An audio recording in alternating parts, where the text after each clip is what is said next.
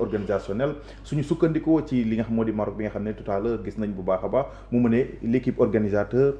l'équipe organisatrice ba pare daal di koy tenir ba dem defaat le troisième but. tubaab nee na comparaison n'est pas raison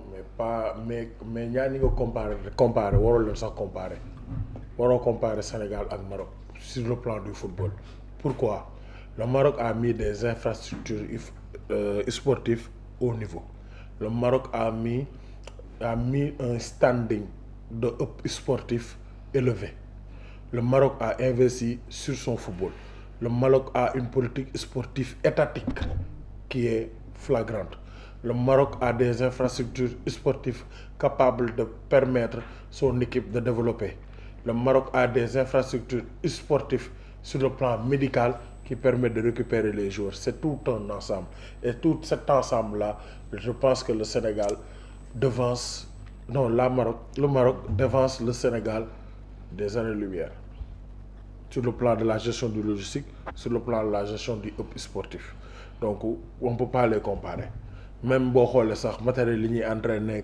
li ñuy utiliser Maroc est trop en avance. Donc Maroc lu mu am ci football da koo mérité parce qu'il a investi en ayant une politique sportive. C'est la première fois ngay gis Coupe d'Afrique boo xam ne équipe bu nekk da ngay am sa propre camp de base ak sa propre terrain d'entraînement. Donc résultat sportif u Maroc yi c'est une suite logique de leurs investissements sur le football. Donc ne comparons pas ces deux pays. Élimination Sénégal lañ ci mën a jàngale c'est tout un ensemble, c'est un échec, un fiasco de tout un ensemble. Pour man Gradico waxoon na ko fi benn jour ci plateau bi ne le Sénégal a raté sa préparation depuis bi ñu dugalee affaire de fête match yi ñaari match amicaux yi joué woon benn bi ak Pérou à Paris beneen bi ak Gambie. ma koy tooñ naan kaan non saa yooyu noonu dañ doon feetu ak yooyu mu ne non le football n'a pas le temps ça va vite. te li koy firndeel mooy wax na ko sànq match boobu sax joué loolu nañ xale yi mais da nga gis ne y avait des choses qui n'allaient pas. mais le côté festif a emporté tout le monde ba amuñu temps rectifier def bilan si ñaari match yi ne leen lii moo tax doxul parce que on a mis le côté festif même boo xoolee le match de gala lañ ko transféré woon donc on a perdu 2 matchs amicaux yu capitaloon yi nga xam ne moom lañ ko def. beneen échec bi mooy man mënuma concevoir ñu jiitu fa équipe yëpp ñun jour tabaski lañ dem Maroc lañ dem États-Unis y a des pépins physiques loolu daf ma jaaxal. beneen bi tamit des choix tactiques quand on te dit que ni peut-être ay choix yu fort par exemple Kalidou Koulibaly il a dit que ni moom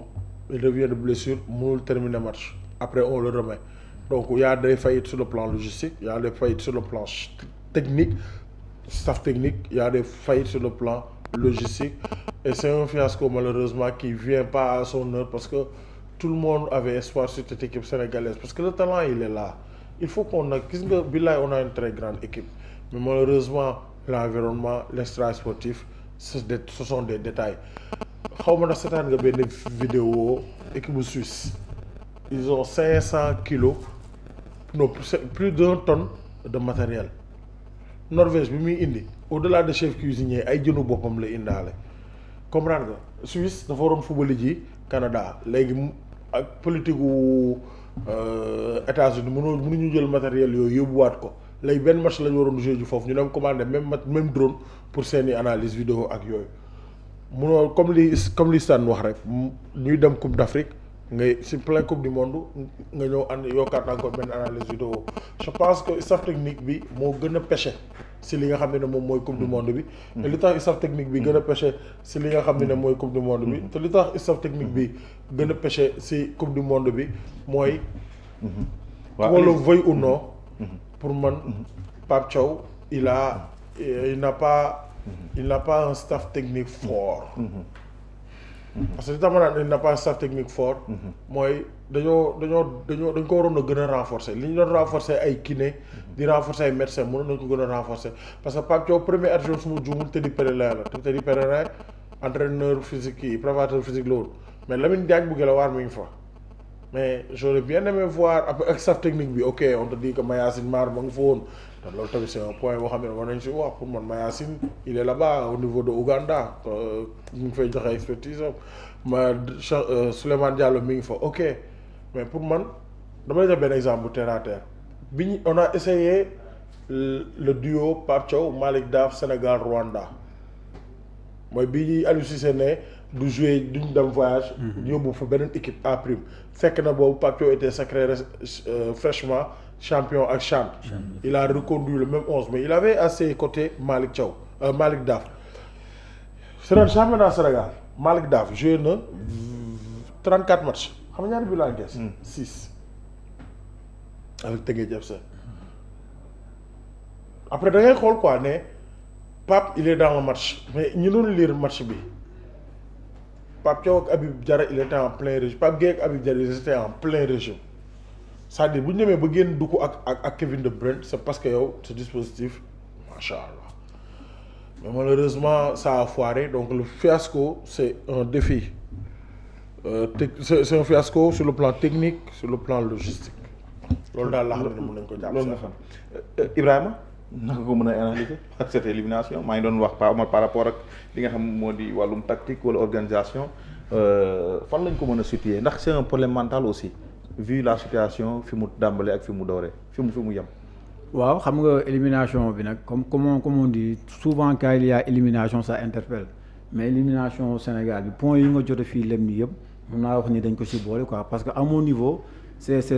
assez large d'abord damay rejoindre pas Omar fu muy waxee qu'on a arrêté la préparation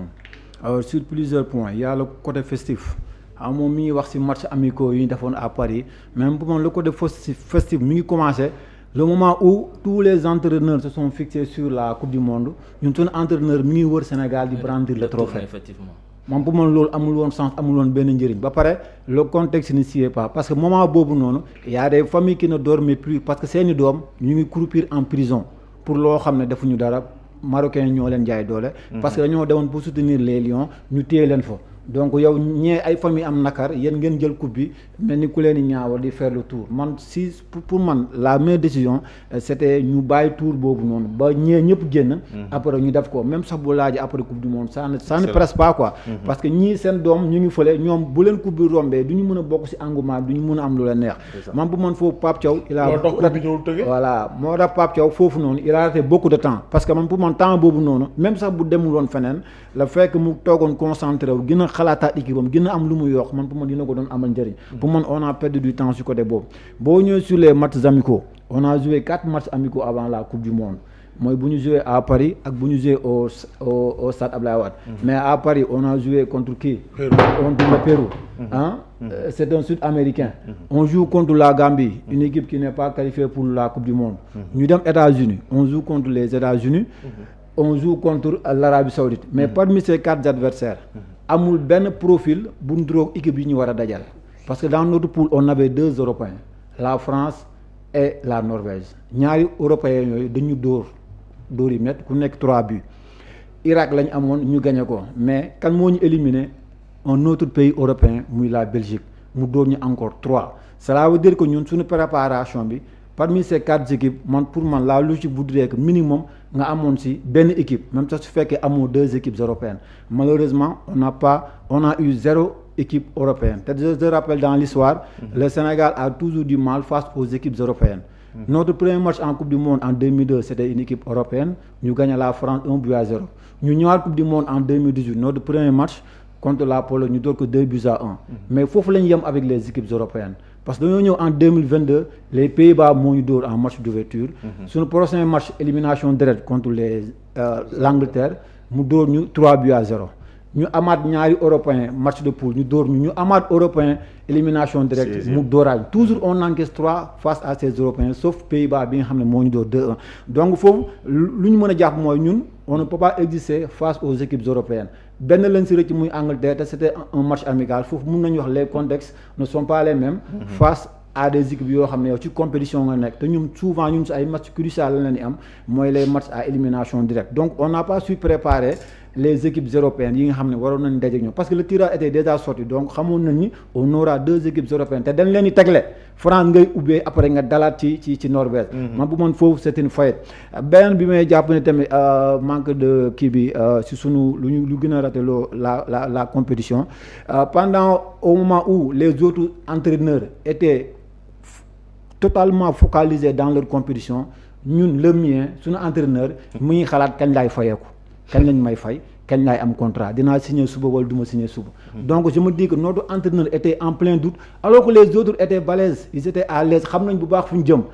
boo demee ba sa entraîneur ne la soo la ma signé wul du ma génnee liste ñu baabaat ko ne ko mu andi liste bi ñu demaat ba si biir mu ne boo la ma signé wul du ma yéegaat vol il a fallu le président de la république qui fait un appel pour mu yéeg. xam nga yooyu noonu yëpp sont des tracasseries man pour man kooku noonu nekkul damay protéger Pape Thiaw. je sol lu mu ko robe avocat. mais dama jàpp ne psychologique. tey clément avec Pape Thiaw. non attends non je termine mon analyse quoi. parce que non. je termine mon pour te suivre rek. parce que tu es critique pas. non pour te confirmer quoi. c'est ça. Comprendre nga. léegi entraîneur boobu noonu si on les compare aux autres entraîneurs c'est normal que ñooñu am plus de résultats que ñoom yooyu ce sont des faits pour wane ne que suñu échec bi am na mooy li nga wax sànq quoi sur plusieurs plans xam nga foofu yaa ngi wax sur le plan mental mais sur le plan mental Pape Thiaw mun nañu wax il est out parce que mi ngi xalaat dinaa xoos wala du ma xoos dina am salaire wala du ma am salaire parce que début février la gëj a fayeeku maintenant si on vient sur le terrain xam nga ñun ñëpp wala la plupart des Sénégalais ñun ñëpp fenn lañu acté suñu analyse mooy la sortie de Pape Gueye et de Habib Diarra ce sont ces changements qui nous ont fait sortir du match quoi ñu bëri wax nañ ko y compris moi mais après une analyse plus lucide man je me dis que foofu noonu Pape Thiaw il a fait les changements qu'il fallait je m'explique parce que dafa dugal 3 boys dafa dugal Lamine Camara mu dugal Pape Matar Sarr mu dugal non kii Ibrahima Mbaye parce que on menait 2-0 man pour man foofu Pape Thiaw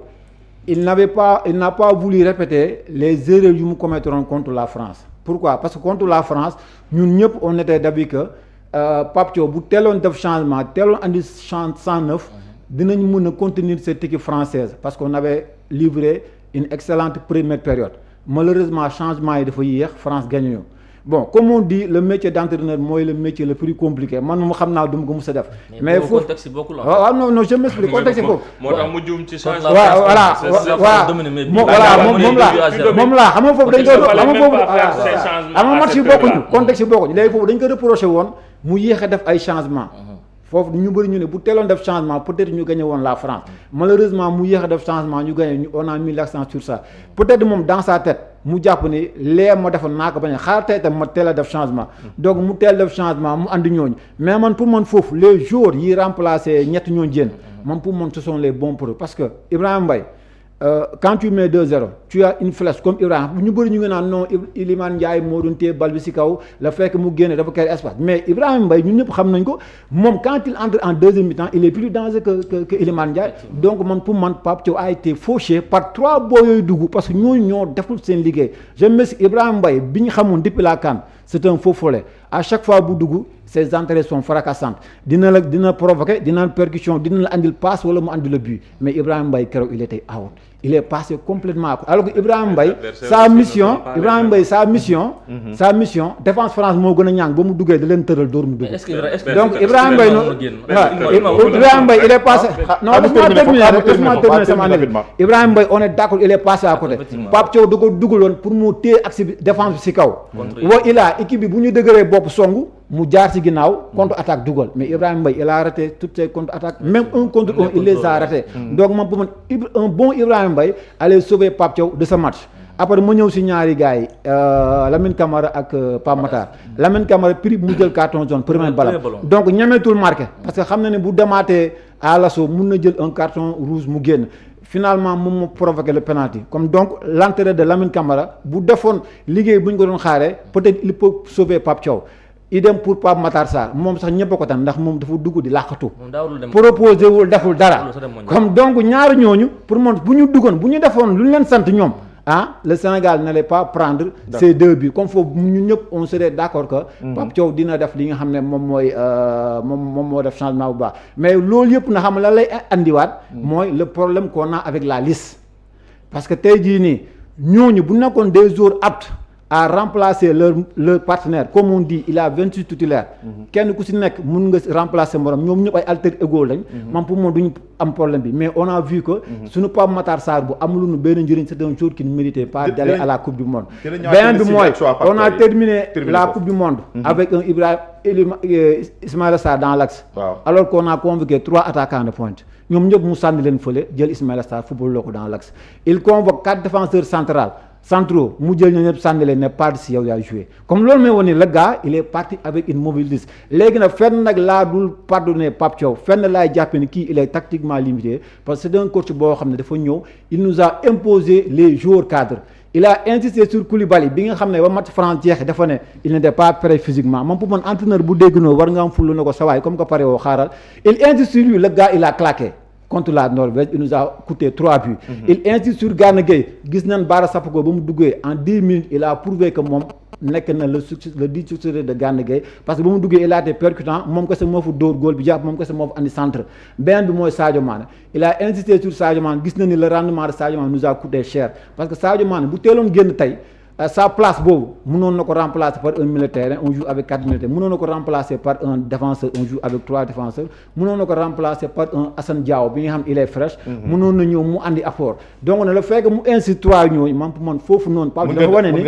ñemewul lu muy def contrairement à son adversaire Rudi Garcia bi nga xam ne le meilleur buteur de l'histoire de la Belgique muy Romelu Lukaku il a mis sur le banc les joueurs les plus techniques de la formation muy Kevin De Bruyne ak ki nga xam ne moom mooy Jérémy Doku mu génne leen comme manque de charisme boobu manque de caractère boobu noonu man pour man loolu moo ñu voué à cet échec comme donc un entraîneur qui n'est pas capable de prendre les bonnes décisions qui n'est pas capable de regarder ses joueurs dans et de faire les changements à temps di dawal ay coloré ay damaa rus ak ay yooyu man pour man kooku il n'a pas sa place dans cette équipe nationale loolu moo tax ma ne Pape Thiaw mi il est temps qu'on se débarrasse bu ma tibbee ci li mu wax par rapport aux joueurs yi nga xam ne nii mënoon nañu sauver Pape Thiaw est-ce que tamit mën nañ jàpp ne joueurs yooyu noonu tey jii nii mën nañ leen responsabiliser ci li nga xam mooy élimination bu équipe nationale du Sénégal man pour man joueurs yi loolu wax tooñ leen en fait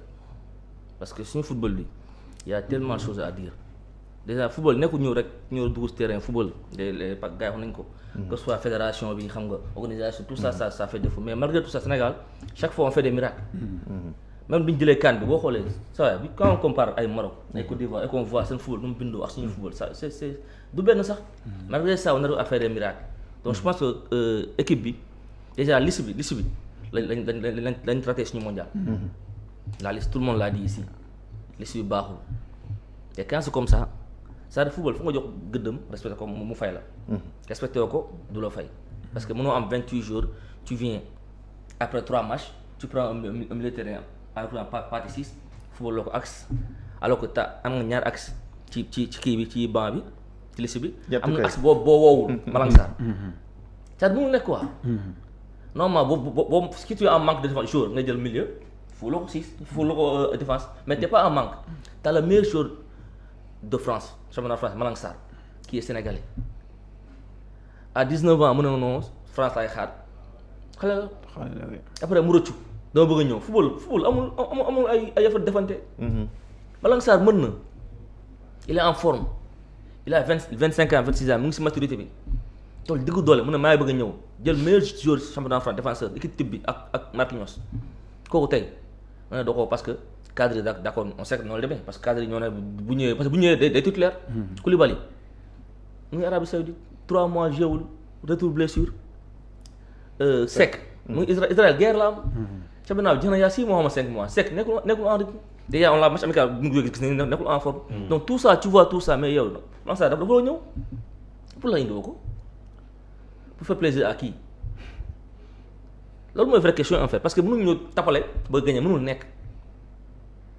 football tapale gagner ko da ngay jox fu respect da nga jox gëddëm nga am résultat defoo ko nga ñibbi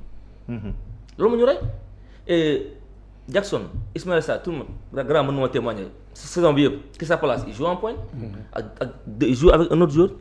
ils jouent à 2 devant Mateta il marque 20 buts 21 plus de 20 buts kon kooku mën na jouer 9 mën na ko yow Jackson mu ngi fii ñaata at efficacité bi des na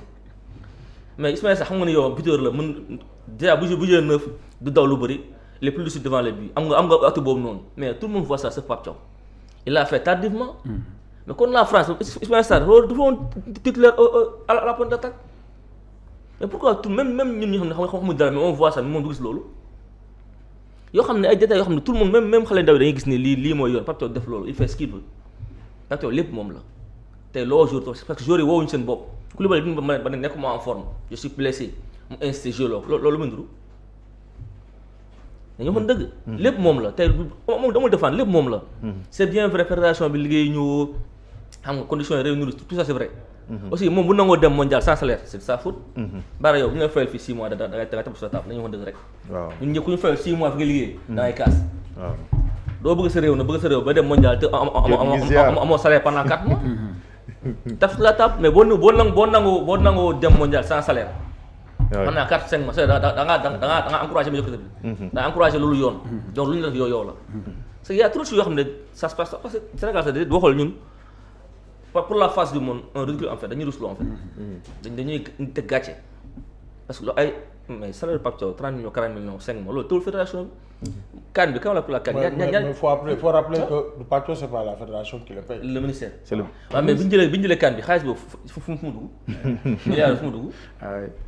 c'est la fédération qui va répondre. non mais mënoo en continuer doo ko fay. mais ko fayul fédération am na ci part de responsable parce que xam na ñoom ñoo ko signé. ils sont au courant que ni moom Sénégal la moo tax mu nangu dem borom français du nangu. léegi mu jàpp patriote nangu dem noonu dans ces conditions là. liste bi Pape Thiaw n'est pas libre. ku fayeekuwul liste bi gën naa Pape Thiaw joxe ko loolu gëm naa loolu liste bi du moom. il n'est pas libre en fait parce que ay liste couleur la fi indi. ay choix kii ancien la. kii doyen la loolu jëlul loolu sorul la mondial. football da ngay def li nga war a def. def ko ci yoon amul sentiment amul coloré. Sadio Mané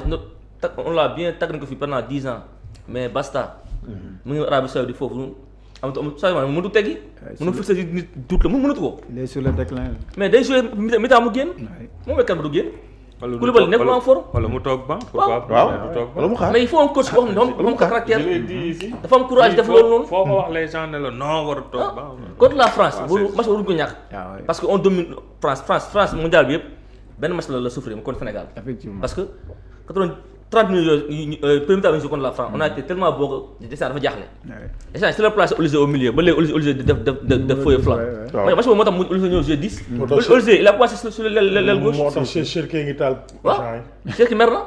parce que Sénégal tellement dafa sonal France Olise loolu sax moom moo déclenché forum France nag instant bii nii. parce que bu dul loolu Deschamps du joué Olise au milieu. loolu moo ko nii nii donc on n'est pas nul. ku tenir France bi premier temps ba 60 minutes t'es pas nul. amoo ko tiir kaar. am nañ ay joueurs yu baax mais coach pour lan du def lii nga xam ne mooy yoon pourquoi il fait du n'importe quoi di saboter en fait parce que lii mu la wax sabotage la quoi. sabotage la donc lépp moom la que mën naa leen baara. contre la Norvège. on mène 2-0. 5 minutes moo des xaw ma 10 minutes. Belgique waaye contre la Belgique on mène 2-0 il reste 10 minutes mais ça waaye loolu terre à terre la. soxlawoo bi en fait Ibrahima war ko ñëw. soxlawoo bi yow. loolu soxla mooy gérer score bi. Pathé Ciss c'est un milieu de terrain tout le match il a joué dans l'axe. ci ba am nga ñaari axe Koulibaly lu mu nekk en blessure loolu en méforme mën na jouer 10 minutes. dugal ko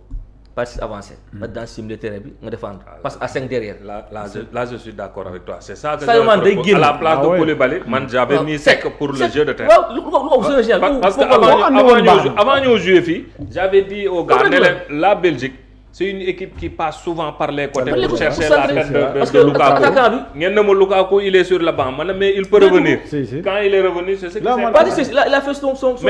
boulot. Il a fait le boulot pendant 70 minutes.